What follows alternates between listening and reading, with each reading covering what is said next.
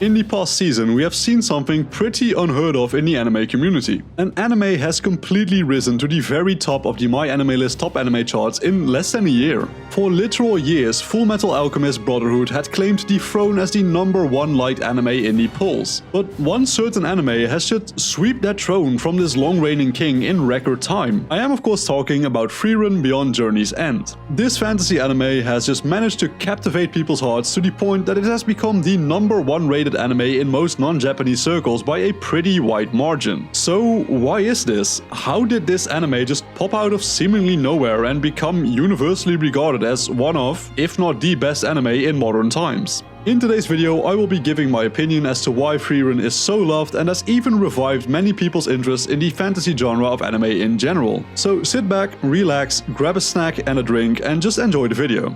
To start things off, I want to start with stating that the current position of being #1 on the top anime list is likely a tiny bit inflated. Right now, the show is all new and all sparkly and shiny, so the interest is at an all-time high. But don't get me wrong though, I fully support the show being high up on the list because it really is that good of a show. I am not going to go into insane amounts of detail regarding the story of Frieren, but I will give a short summary of what Frieren is all about for the few people who may not be familiar with the plot itself. The hero Himmel is on a quest to defeat the Demon King alongside his companions, Haite the priest, Eisen the warrior and Frieren the mage. We follow the hero party in their fight against the forces of evil, or well, actually we don't. You see, the actual plot of the show revolves around Frieren. Frieren is an elf who has lived for thousands of years before even joining up with Himmel. Due to her warped sense of time, the few years she spent with the hero party is merely a tiny fraction of her life in Frieren's mind. Due to how she perceives time, she rarely holds any strong feelings to the experiences she went through, and she thought the same way about her time with Himmel and his party, well, or so she thought. After successfully defeating the Demon King, their party parted ways and Frieren went on to return to her usual routine of collecting spells across the continent for her collection. As the years pass by, however, she begins to gradually realize that those few short years she spent with Himmel had truly impacted her on a personal level. After experiencing the depths of both Himmel and Haite, she truly begins to understand the value of getting to know the people she meets. Together with new friends she will make along the way, she embarks on a new journey, a different one beyond the previous journey's end.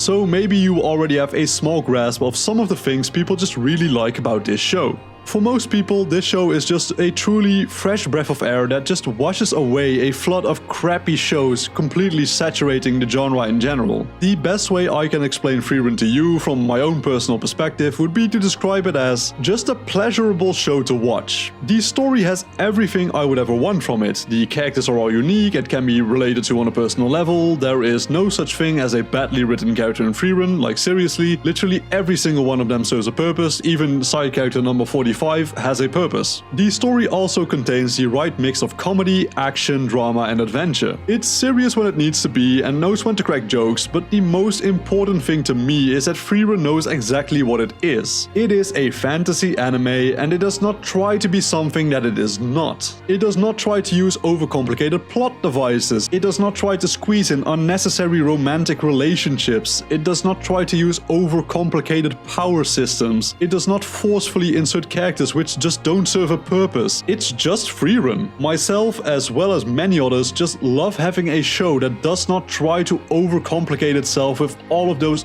unnecessary things. Just having a show that is simply good and fun to watch without having to copy every single other show on the market is such a rarity nowadays that people just immediately fell in love with it. Frieren is also a show that takes a very interesting route by first introducing us to the main hero Himmel, only to shift the focus of protagonist onto Frieren after episode 1. Having the quote-unquote main character actually die after successfully fulfilling his objective and just living out his life is a pretty brave thing to do. But I think it is an incredibly good decision, since a large part of the motivation behind Frieren's development in the first place is the passing of time and the inevitable fact that a lot of her non-elf companions will die before her. Her realizing the importance of getting to know others just more during their short lives thanks to her minuscule 10-year adventure with Himmel is such a good and interesting motivation to grow. Another just huge part of this story is the concept of passing on the torch to the next generation. Himmel and Haite pass that torch on to Frieren by giving her new purpose and a project progeny of her own to teach her craft to. Frieren will eventually pass on the torch to Fern as well, and eventually Frieren will also say goodbye to Fern too. This cycle of realism and mortality in a fantasy show just brings a lot more focus on the personal development of the characters in it. Having Frieren become more human ever so slightly due to the friends she makes along the way is a very fun and just soothing experience to watch. It's also interesting to follow the show with our human sense of time. The adventures Frieren had with Himmel and currently has with Fern and Stark seem like a long time to us, but to her it would be like a week maybe in comparison. This also puts the emphasis on the fact that even the smallest events in your life can just completely change you. Frieren being so simple and pleasurable to watch and yet at the same time be so deep with its characters and storytelling just makes it a very captivating show for many anime lovers. Hence why it has become the, for all intents and purposes, most liked show on myanimelist in such a short span of time. There are also the, in my opinion, lesser important facts as to why Frieren is so well liked. One of them is that Studio Madhouse did an incredible job of translating the manga art into the beautiful art and animation we see in the moving picture. Everything from the animation to the color use and the use of the soundtrack just really enhance your viewing experience. To give you all some points of reference as to the quality of the animation, Studio Madhouse has worked on No Game No Life, Death Parade, Overlord, Claymore, One Punch Man, Black Lagoon and many more.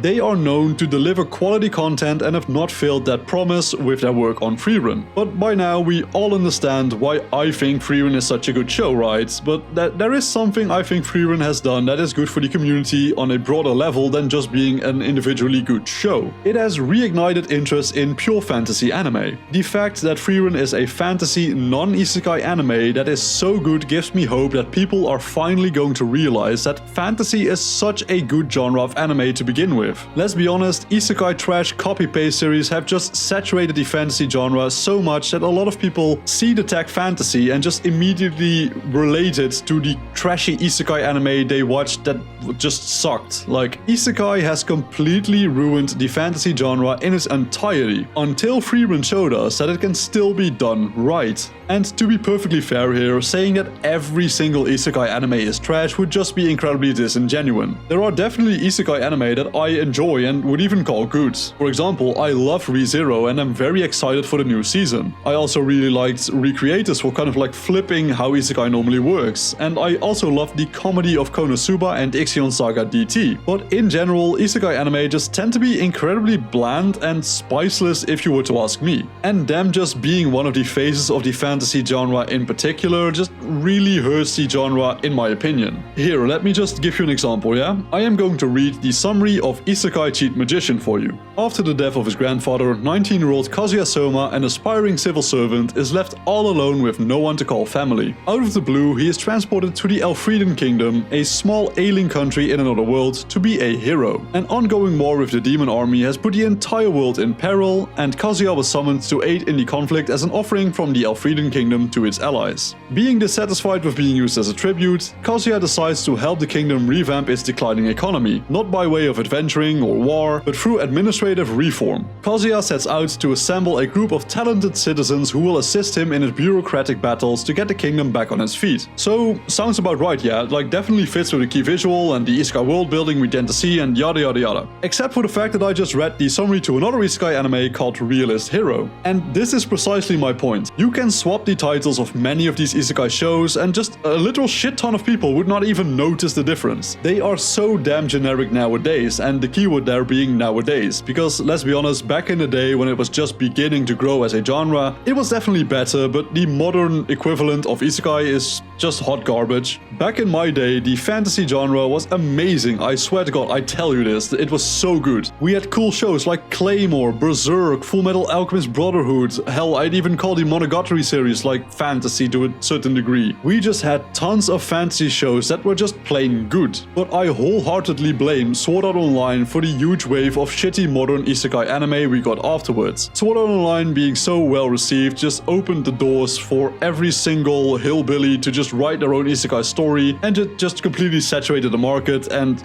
we all know once a market gets too saturated, creativity just dies out. Frieren being just a good, slow life fantasy show is such a refreshing breath of life into the genre in general. My only hope is that with the success of Frieren, a lot of other mangaka and storytellers will dip their toes into a pure fantasy story once again. Having another era of fantasy anime supremacy would be incredibly fun to see, because I truly do love fantasy from the bottom of my heart. But hopefully I have given you guys an inkling of how much fun Frieren and other fantasy anime actually are. I highly recommend you dip your toes into the fantasy genre if you haven't already done so before. Frieren is a great starting point from which you can branch off into different fantasy anime and manga. If you do want any recommendations on any other fantasy anime to watch, just post a comment down below with what you're kind of looking for, and I will try to find something catered to your wishes. With that being said though, ladies and gentlemen, thank you all so much for taking the time out of your busy day to watch my videos. It really does mean a lot. If you liked today's video, be sure to leave a like, subscribe and leave a comment with your thoughts to help promote the channel. Work hard, study well, and eat and sleep plenty. I will see you all again in the next video. Peace out.